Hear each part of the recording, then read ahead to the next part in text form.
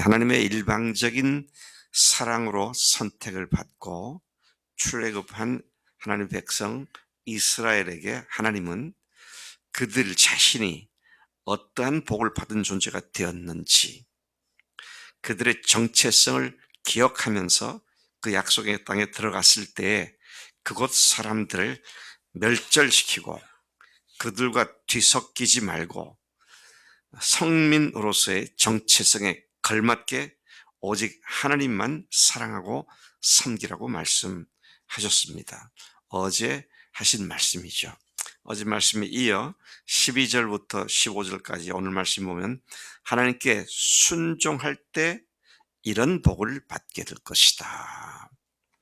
하나님께서 주시는 복을 보면 어마어마한 것들이 있습니다.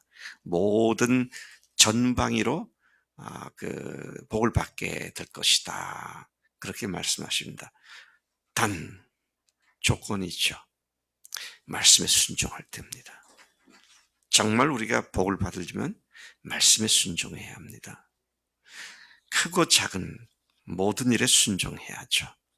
사실 그리스도인의 삶은 이 순종과 불순종의 싸움입니다. 우리가 몰라서가 아니라 내가 하기 싫어서, 우리가 무지해서가 아니라 내가 게을러서, 내가 하기 싫어서 그렇게 불순종하는 것과 주님께서 말씀하셨으니 목숨 걸고 그렇게 하겠습니다. 제 불편함이 문제가 아닙니다. 제 기호가 좋고 나쁜 것이 저에게 문제가 아닙니다. 주님 말씀대로만 살겠습니다. 그렇게 살면 그 다음에 쭉 나열해 주신 모든 복이 너희들의 누림거리가 될 것이다. 그렇게 말씀하신 것이죠. 모세는 백성이 이 모든 법도를 듣고 지켜 행하면 하나님께서 조상들에게 약속하신 대로 너희에게 인애를 베풀고 사랑을 해주시고 또 복을 주시고 번성케 하시겠다. 네 가지 단어들을 우리가 보게 되는데 인애를 베푼다. 자비를 베푼다. 하나님께서 늘 우리에게 불쌍히 여기시고 은혜를 베푸신다. 그런 우리를 사랑하신다. 사랑이면 다 끝난 거 아니에요? 주님을 사랑하시면 다 끝난 거잖아요. 사랑을 하시고 또 그렇기 때문에 당연히 뒤따라오는 것은 그냥 복을 주시고 복을 주시기 때문에 네가 자손이 번성하게 될 것이다. 자, 이런 복을 주신다, 번성케 한다 그랬는데 그것이 후손들에게도 계속 이어지게 된다. 그런데 어떤 복을 그들 또 누리게 되느냐? 농사 지어서 얻은 소산, 곡식, 포도주, 기름 등을 풍성하게 하시고 네 소와 양을 번식하게 하시리니 복 받음이 다른 모든 민족들보다 만민보다 훨씬 더하여 너희 중에 남녀는 물론이고 심지어 짐승의 암수까지도 생육하지 못함이 없을 것이다. 짐승들도 새끼를 잘 깔 것이다. 그런 말씀하시죠. 그런데 반면에 너를 미워하는 모든 자에게는 애굽의 모든 악한 질병들이 그들에게 걸리고 너희들은 절대로 걸리지 않도록 주님께서 지켜주실 것이다. 자, 이게 순종하는 자에게 허락하신 축복으로 리스트를 쭉 제시해주고 있습니다. 자손 번성, 농산물의 풍성한 수확, 가축들의 생육, 질병으로부터의 보호하심. 자, 이런 것들이 하나님께 순종하는 이스라엘 백성들에게 보장된 약속이었음을 봅니다. 그런데 역사적으로 보면 이들이 이런 것을 누렸습니까?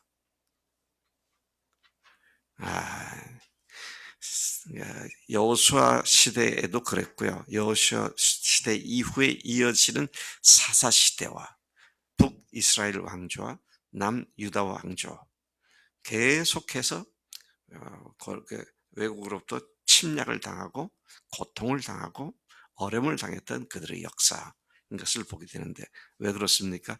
순종하지 않았기 때문입니다. 순종은 하나님의 복을 보장해 주는 것인데 그렇지 않았기 때문이다. 16절부터 21절까지 보면 그 약속의 땅 정복하기를 두려워하지 말고 하나님의 능력을 기억하고 그분을 의지하고 담대해져라. 가나안 땅을 정복해 들어가는 것은 필시 전쟁을 치러야 합니다. 자, 그런데 이스라엘 사람들이 갖고 있었던 무기는 형편없었습니다. 여러분 이것은요, 누굽니까? 사울 왕 때까지도 이어졌어요. 그래서 제대로 된 칼을 갖고 있었던 용사는 사울 왕과 그리고 요나단 그리고 장수들 몇몇밖에 없었습니다. 몽둥이를 들고 나가 싸우고요. 쟁기를 들고 나가 싸웠지 제대로 된 칼, 활, 창 이런 것들이 없었잖아요. 근데 출애굽 당시에도 말할 것도 없죠. 근데 우리가 앞서 보았습니다만 그들이 정탐한 땅에 있는 그 사람들은 청동기 시대의 모든 것들을 다 누리고 있었고 어마어마한 성벽으로 둘러싸여 있는 성읍에 거주하는 거인들도 있었고 자 이러니 뭐 위축될 수밖에 없죠. 근데 모세가 하나님 말씀 받아서 그들을 정복하기를 두려워하지 말아라. 왜? 너희들이 하나님께서 어떻게 애굽에서 너희들을 큰 능력의 손으로 이끌어내셨는지를 직접 보지 않았느냐. 그 하나님을 기억하고 그분을 의지하고 담대하게 나가서 너희들이 할 것을 행하라. 그렇게 부추기고 독려하는 그런 말씀을 하시는데요. 특별히 우리가 제가 어제 말씀 보다가 주목했는데 하나님께서 당신을 자신을 지칭할 때 꼭 하신 말씀은 네 하나님 여호와 네 하나님이 너와 함께 하신다. 네 하나님이 그렇게 하셨다.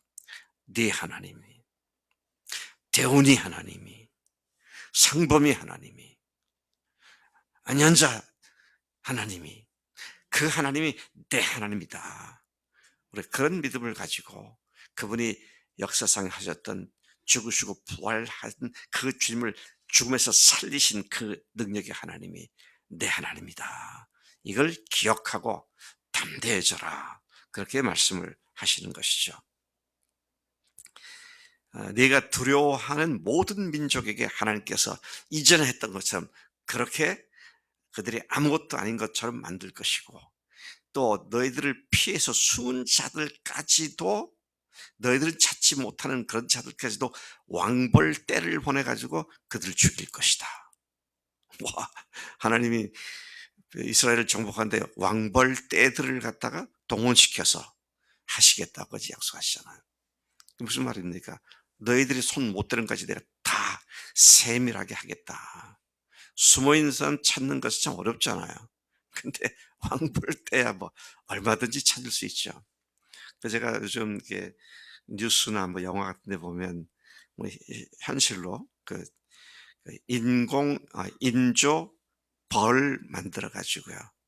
일종의 뭐 이렇게 로봇 같은 걸 만들어서 적진 그 사령부의 방에 침투시켜 가지고 그것의 상황을 딱 카메라로 보고 그렇게 하는 것들을 영화를 보기도 하고 뉴스를 보기도 하는데 그것들은 들어가서 볼 수 있잖아요. 그래서 하나님께서 옛날에 벌써 그렇게 하셨구나. 내가 그렇게까지 너희들을 철저하게 승리케 하겠다. 그런 말씀을 하신 겁니다. 꼭 기억해라. 너희 하나님 여호와 곧 크고 두려운 하나님이 너와 함께 하신다는 사실을 우리 효진 자매 학원 학생들 모나들 모집하는데 생각만큼 잘 안 되잖아. 근데 하나님이 하신다 그러셨으니까 효진 자매가 해야 할 일은 딱 한 가지 뭐예요? 순종하면 되는 거예요. 순종하면 담대함 가지고 순종하면. 네. 그런데 하나님께서 참 얼마나 놀라우신 분인지 또 뭐라고 말씀을 그런데 너희들 이 민족들을 일시에 모두 완전 전멸시키지 말고 조금씩 쫓아낼 것이다 내가. 속 시원하게 하루 아침에 그냥 싹싹 하면 좋겠는데 하나님 그렇게 말씀하지 않고 조금씩 할 테니까 서두르지 말아라. 그렇게 말씀하시더라고요. 왜 그런가 봤더니 하나님의 배려입니다. 그래서 사람이 싹쓸이가 돼서 인적이 드물게 되면 들짐승들, 맹수들이 번성하고 들끓게 되어서 너희들을 해치게 될 수 있기 때문에 하나님께서 그것까지 계산하시면서 일을 하시겠다고 그렇게 말씀하신 것을 보고 참 우리 생각에는 하나님께서 왕창왕창 복 주시고 당장당장 넘치게 주시지 않나. 근데 그렇게 했을 때 반작용, 부작용으로 엄청난 피해를 입을 수도 있다는 사실을 하나님은 아시고 하나님의 조절하시는 지혜를 또 말씀해 주신 것을 보게 됩니다. 너희는 그들의 우상을 불태워 버리고 이제 마지막으로 하신 말씀입니다. 25절, 26절. 조금도 그것들을 탐내지 마라. 우상 위에 덧입힌 은이나 금을 탐내 가지고 그것을 집에다 갖다 놓고 그렇게 하는 것은 너희들이 스스로 망하는 짓이다. 참 주님께서 그리스도인들이 우리가 오늘 어떻게 주님 앞에 순전하게 의지하고 살아야 하는지를 말씀해 주시는 것으로 이해가 됩니다. 부지부식간에 세상 사람들이 좋아하고 또 세상 사람들이 가치 부여하는 것에 내가 그것에 마음이 끌려가지고 그것에 내 마음이 우상 숭배처럼 쫓아다니는 그런 일이 있어서는 아니 되겠다. 여러분 그렇기 때문에요. 우리가 유행이라고 하는 것도 물론 유행을 무조건 나쁘다고 말할 수는 없지만 참 부질없는 것이더라고요. 남자들은 별로 패션에 그 유행이 별로 없잖아요. 그래도 있더라고. 남자들 그 옷 의상 가게에 대해서 유행을 가만 보니까 넥타이 넥타이 폭이 얼마나 넓어졌느냐, 얼마나 좁아졌느냐. 아니 넓으면 어떻고 좁으면 어때요? 근데 그런 것에 특히 요즘 젊은 세대들이 얼마나 외관에 치중하고 사나요? 네. 제가 미국 가서 참 쇼킹하게 놀란 것은 이 사람들은 뭐 아무렇게 입고 무슨 차를 타도 남들 의식하지 않더라고. 참 편하게 살더라고요. 그래. 옷 때문에 뭐 차가 얼마나 좋게 뭐 좀 멋있는 걸 타고 다니냐 이게 문제가 아니지. 그래서 저는 차를 탈 때 살 때 항상 고려하는 거는 요즘 뭐가 트렌드가 뭐냐가 아니라 얼마나 그 연비가 얼마나 나가는가, 얼마나 안전한가, 사고 났을 때 얼마나 나를 지켜줄 수 있는가. 전에 어떤 우리 교회에 있었던 자매가 그러더라고요. 목사님 다음 차는 BMW 하실 거죠? 그래서 아니면 제네시스를 하실 거예요? 그때 제가 산타페를 끌고 다녔는데 아니 왜 그렇게 물어? 목사님 급에서는 그 정도는 타셔야 되죠. 내 급이 무슨 급인데? 아니 나 소나타 탈 거야. 뭐 그래가지고 제가 위신이 손상됐습니까? 세상까지 다 그래요. 그러니까 내가 주님 앞에 딱 하늘의 아버지의 아들과 자녀라는 이 자기 정체성이 뚜렷해지면 누가 뭐래도 누가 뭘 가지고 나를 시비 걸어도 That's okay, no problem. 하나님께서 아시니까 그렇게 갈 수 있는 거잖아요. 오늘 우리에게는 사실은 이 세상을 다 정복하는 사명을 주셨습니다. 복음으로 정복하고 영혼들을 정복해서 주 앞으로 인도하는 그 일에 있어서 세상 누가 뭐라고 하더라도 그 일에만 집중하고 주님의 말씀에만 순종하면 정말로 승승장구 백전백승의 하나님의 용사들이 다 되는 줄로 믿습니다.